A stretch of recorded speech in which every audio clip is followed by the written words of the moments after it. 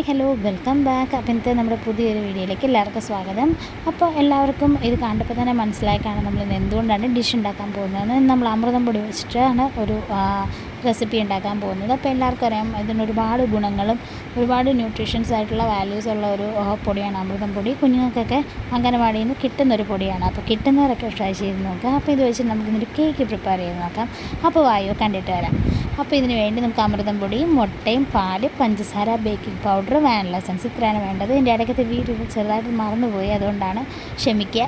അപ്പോഴത്തേക്ക് നമ്മൾ മുട്ടയും പാലും പഞ്ചസാരയും വാനില എസൻസും കൊണ്ട് നന്നായിട്ടൊന്ന് മിക്സ് ചെയ്തിട്ട് ബ്ലെൻഡ് ചെയ്തെടുത്തിട്ട് അതിനകത്തോട്ട് ഈ അമൃതം പൊടിയും ബേക്കിംഗ് പൗഡറും ഒന്ന് അരിപ്പ വെച്ച് ടാപ്പ് ചെയ്തിട്ട് ഒരേ ഡയറക്ഷനിൽ നമ്മളിതൊന്ന് ഇളക്കി മിക്സ് ചെയ്ത് കൊടുക്കുക. അത് ഈ ഒരു കൺസിസ്റ്റൻസി വരുന്നിടം വരെ നമുക്ക് നന്നായിട്ട് മിക്സ് ചെയ്തെടുക്കണം. ഒരുപാട് ലൂസും ഒരുപാട് ടൈറ്റും ആയി പോകാൻ പാടില്ല. ഈ ഒരു കൺസിസ്റ്റൻസിയിൽ നിൽക്കണം. ഒരേ ഡയറക്ഷനിൽ തന്നെ ഇളക്കാവുന്ന കാര്യം പ്രത്യേകം ഓർക്കണം, മറക്കരുത്. അപ്പോൾ നമ്മളിന്ന് കുക്കറിലാണ് വെക്കുന്നത്. അപ്പോൾ കുക്കറിലൊരു റൗണ്ടിലെ എന്തെങ്കിലും ഒരു ബേസ് വെച്ചിട്ട് നമുക്കത് ഒന്ന് പ്രീ ഹീറ്റ് ചെയ്തെടുക്കാം. ആദ്യമേ ഒന്ന് നന്നായിട്ട് തന്നെ പ്രീ ഹീറ്റ് ചെയ്തെടുക്കുക. നമ്മൾ ഓവനൊക്കെ ഒന്ന് പ്രീ ഹീറ്റ് ചെയ്യുന്ന പോലെ തന്നെ. പിന്നെ ഏത് മോൾഡിലാണോ നമ്മൾ കേക്ക് ഉണ്ടാക്കാൻ പോകുന്നത് അതിനകത്ത് കുറച്ച് മൈദയും ബട്ടറോട് തേച്ചിട്ട് ഒന്ന് സ്പ്രെഡ് ചെയ്ത് കൊടുക്കുക ഫുള്ള്.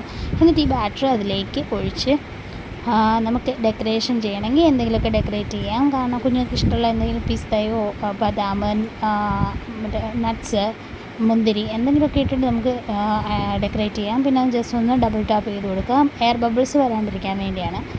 അപ്പോൾ ഇതെല്ലാം റെഡിയാക്കി വെച്ചിട്ട് കുക്കർ ജസ്റ്റ് ഒന്ന് ആവി വരുന്നുണ്ട്, അത് മതി. അത് തുറന്നിട്ട് നമുക്ക് അതിലേക്ക് ബാറ്റർ ഇറക്കി വെക്കാം.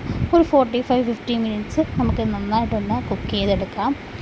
അപ്പോഴത്തേക്ക് ഒരു 45 മിനിറ്റ്സൊക്കെ കഴിഞ്ഞിട്ടുണ്ട്. അപ്പോൾ നമ്മൾ നോക്കും ആരും ഓർക്കേണ്ട കരിഞ്ഞു പോയതാണ് മൈദയുടെയാണ്.